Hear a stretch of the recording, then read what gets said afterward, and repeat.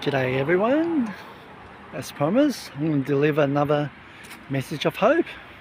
4th of March 2026. Time sure do fly. Today's a little bit about tech talk. Hope you'll like it. This is a little bit over 10 years ago.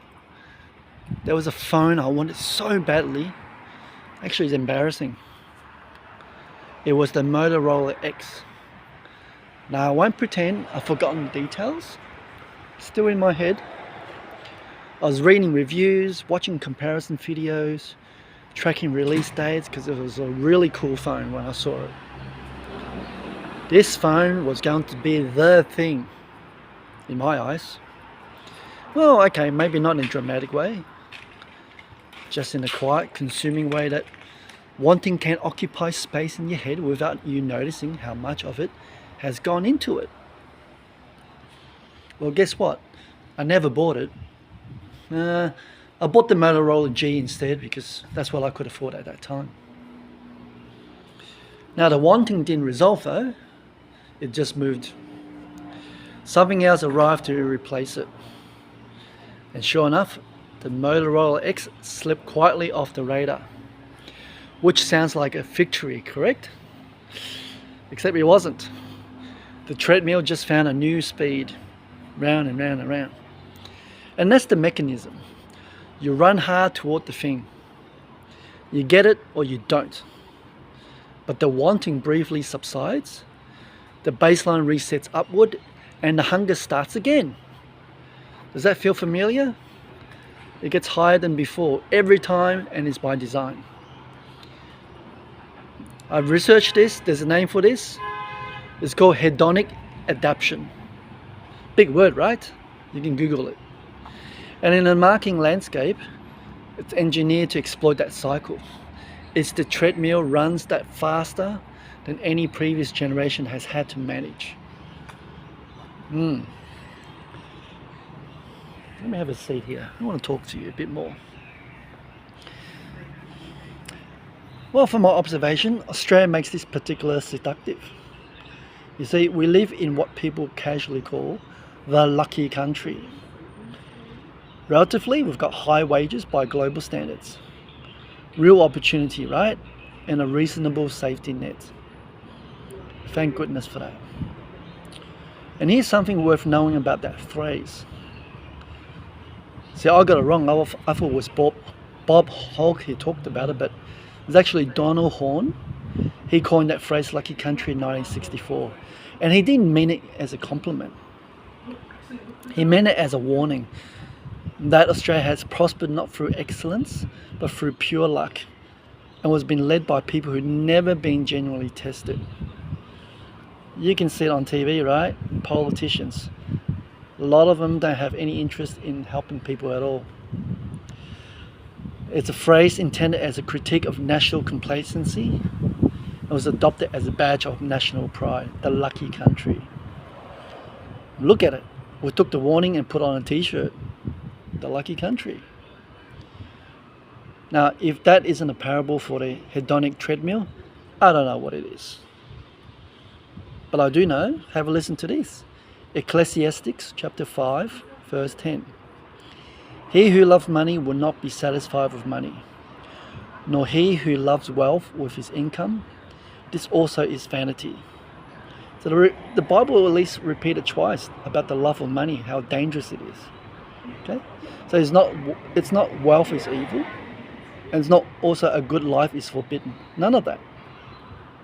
It's the love of it, the orientation. And the verdict is blunt. That orientation does not arrive at satisfaction. It arrives at more wanting, more.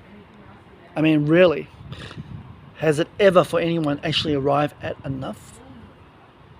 I haven't met that many people. Now, I want to tell you about the original Jones family. Listen to this. Most of us has grown up with the phrase, keeping up with the Jones. They don't have the background that without knowing it, it referred to a real person. And here's the story. You see, in 1853, a woman named Elizabeth Sherman Horne Jones, I think I pronounced that right, Well, she commissioned a 24-room mansion in Rhinebeck in New York. So extravagant that wealthy neighbors began expanding their own estates just to stay level, to keep up with the Jones, literally. So an entire building boom happened. It was triggered by this one woman's determination to be unmistakably at the top.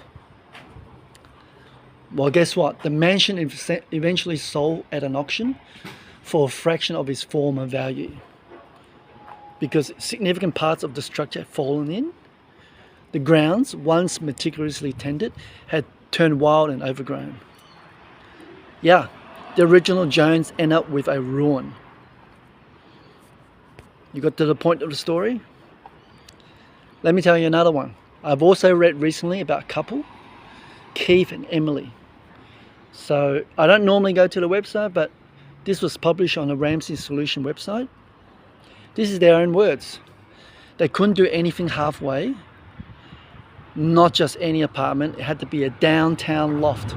That's what they call in America, a loft, right? Not just any car. It's got to be a brand new convertible.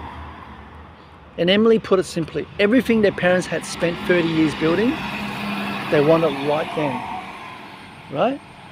They found their way eventually, of course, but the road was long and the cost was real.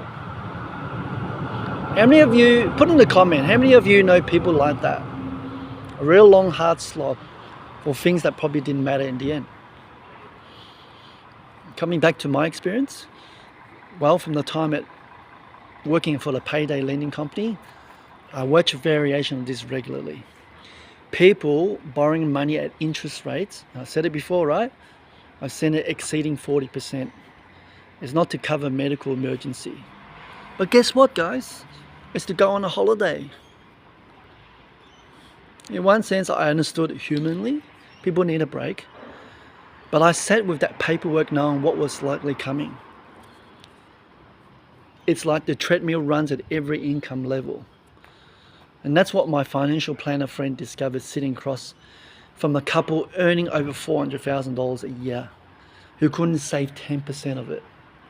Not $40,000 a year, nothing. Right? I mentioned that a few videos ago too. So my conclusion is this is not a money problem. It's an appetite problem. Which is why the solution is a minimalism, all right? It isn't going to a tiny house, decluttering your possessions with a relentless heart, still leaves you with a relentless heart, all right? Here is what Paul writes to Philippians chapter 4, verse 11. I have learned in whatever situation I am to be content. Listen, is that I have learned, not I was born this way, not contentment arrive when my circumstances improve, when I'm finally financially free. No, it's called learned, slowly, through abundance and through having nothing. Great. Paul wrote that from prison, remember? Not from the comfortable chair. And he's not describing any stoic idea of simply wanting less. That's not what he said. He's describing something different entirely. It's a contentment rooted not in possessing less, but in being oriented toward the one thing that doesn't run out.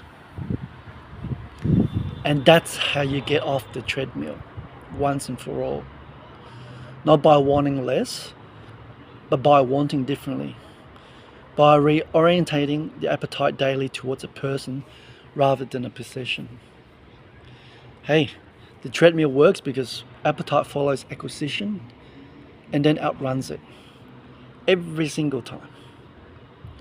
Paul is describing a life in which the appetite has found something that doesn't reset. That's not a one-time decision. For you guys, it's got to be a daily active discipline. Learn discipline. And Paul, we know the story. He's been shipwrecked. He's been in prison, beaten, forgotten, suffered more things than I'll ever have in my lifetime. He never stopped working at it. Yeah, just thinking back, the Motorola X is probably in a landfill somewhere by now, I'm sure, right? The downtown loft has been in someone else's apartment for years. And that mansion at Rhinebeck is a pile of bricks. That's all it is. Friend, the treadmill is still running, but the question you got to ask is what you're chasing on it. Alright, if you like this video, again, I'm going to encourage you to put a thumbs up, put a like, subscribe to this channel, and share this video to someone who can benefit from it. Thanks for joining me. I'll see you on the next video. Cheers.